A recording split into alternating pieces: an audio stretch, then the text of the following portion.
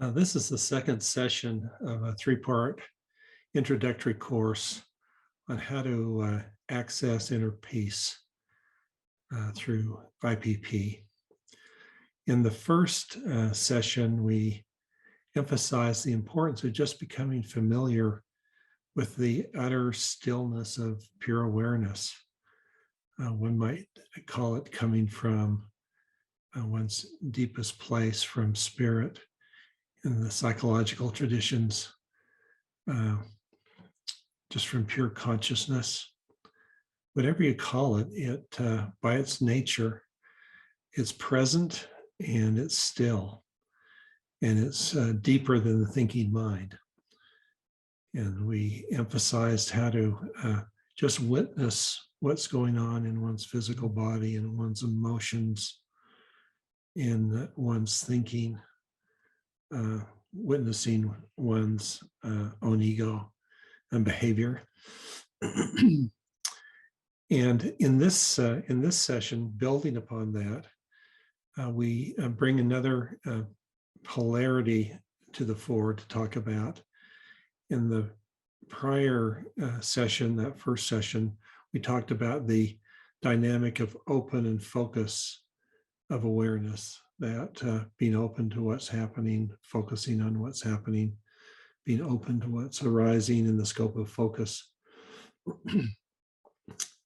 Sort of beneath that quality of awareness is the dynamic that we're most conscious of in terms of physically, emotionally, and mentally, and that's a stimulus and response. We tend to call it in stimulus and out response.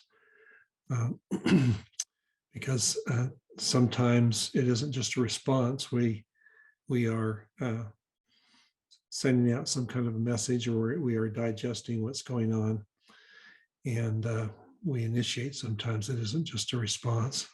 But in any event, if we get caught up in this stimulus response cycle, this stimulus response polarity, we behave somewhat automatically, somewhat like an animal.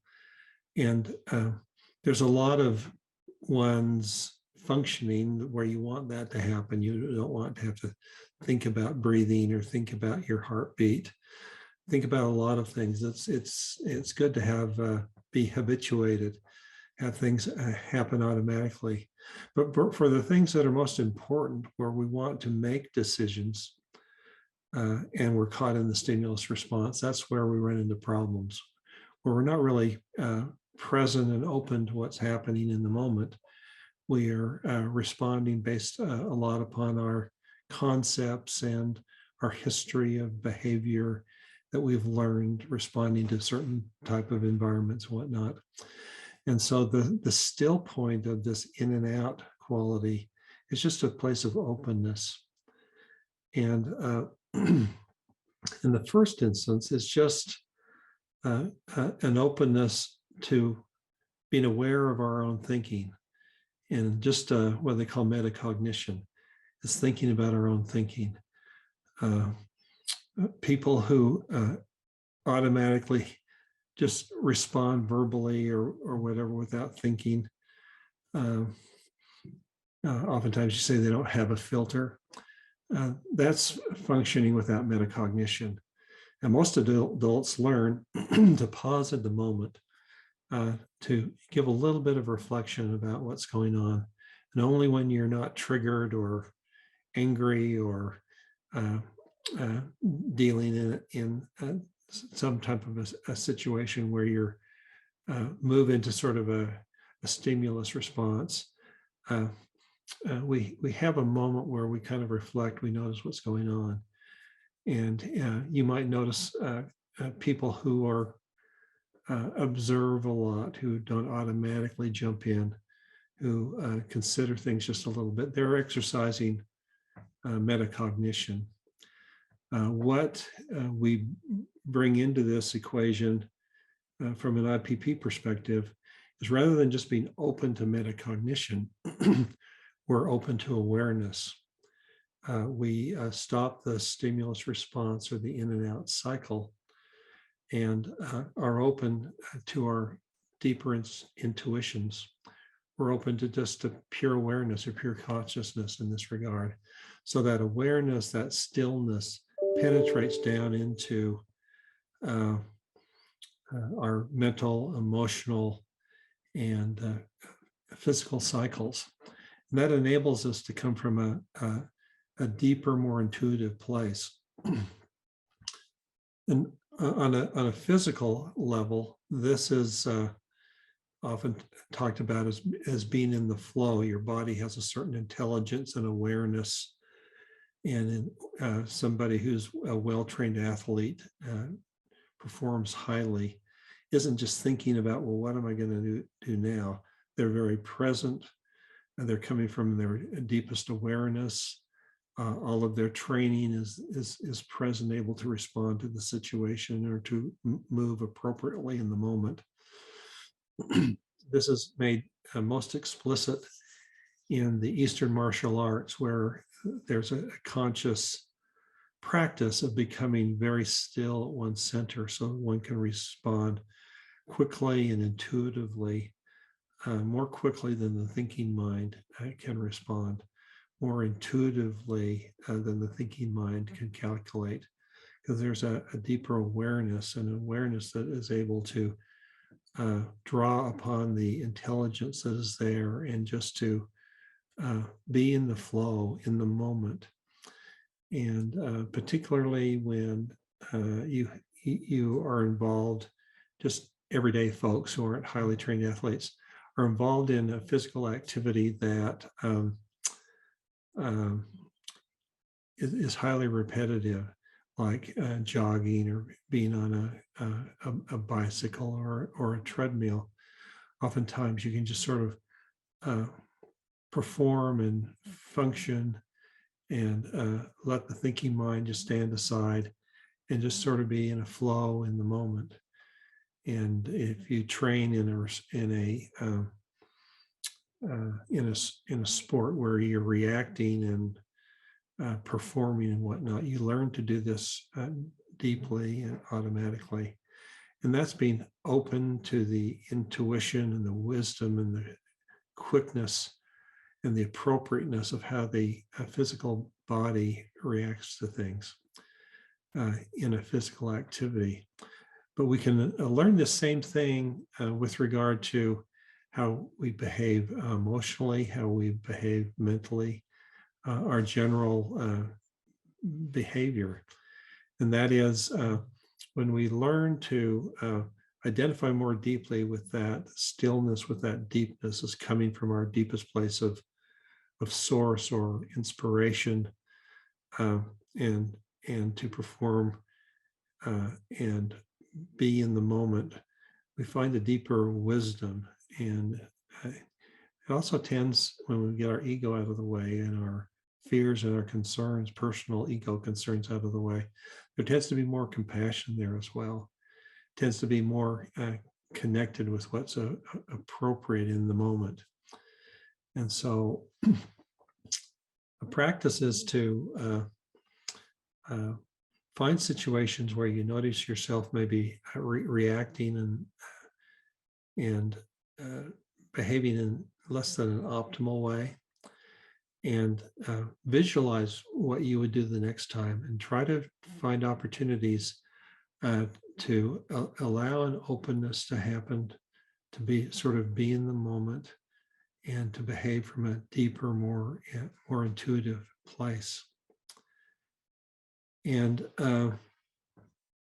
what we find is that it's not only being in the flow that we talk about in a physical way, but part of that being in the flow in an emotional and mental way is being deeply appropriate, deeply wise, and guided by something more deeply. There's even another step to this that you can sort of integrate into your life or into any collective you have, a family, an organization.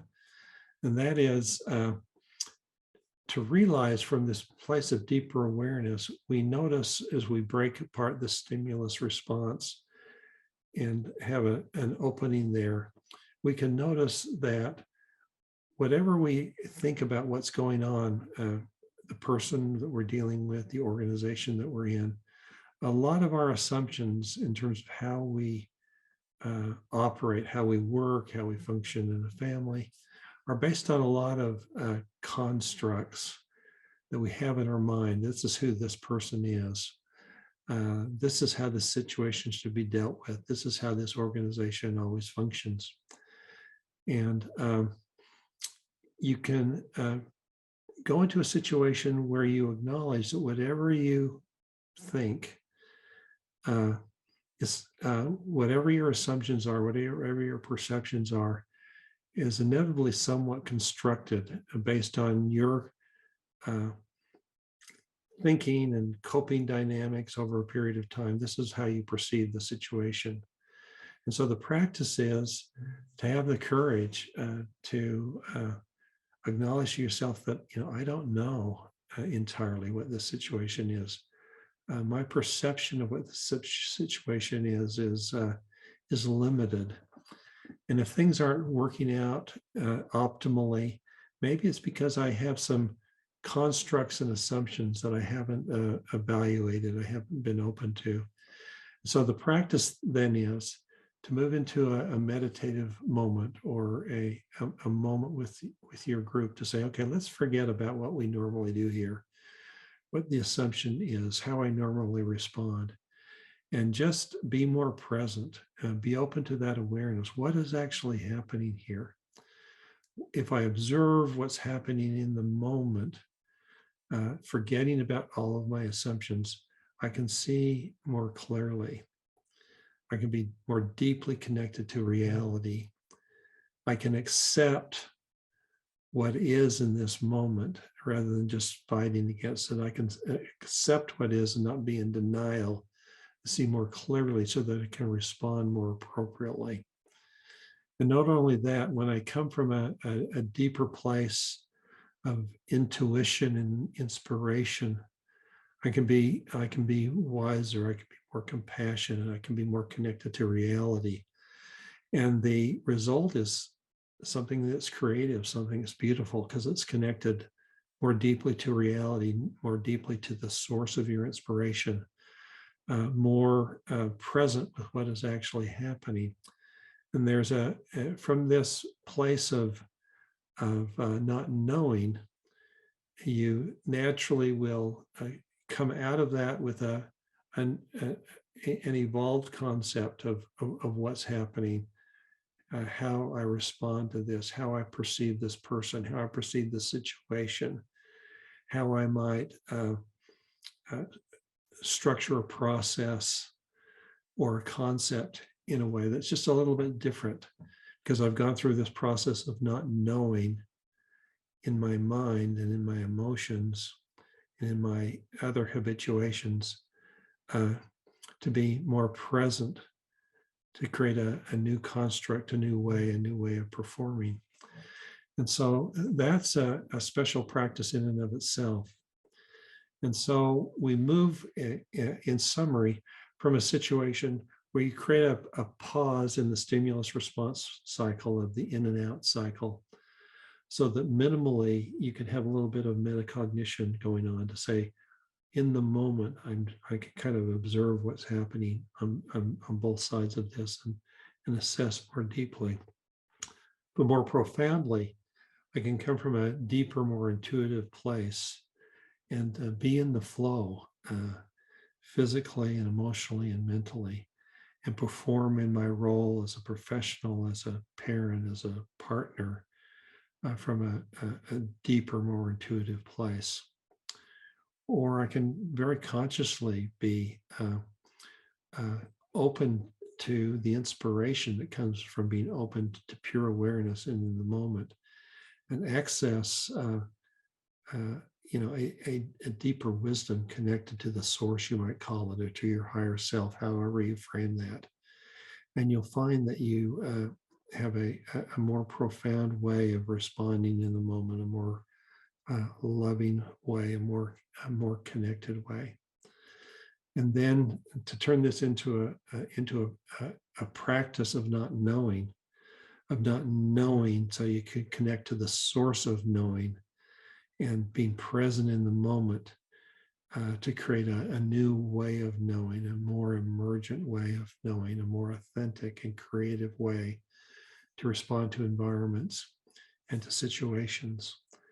And this not knowing practice enables you to do a little bit more automatically, to be humble enough to accept what really is, to be connected with the source, connected to that deepest place of inspiration, and to reframe a little bit and in the moment be a little bit more creative, have a little bit more beauty, have a little bit more compassion, have a little bit more wisdom arise.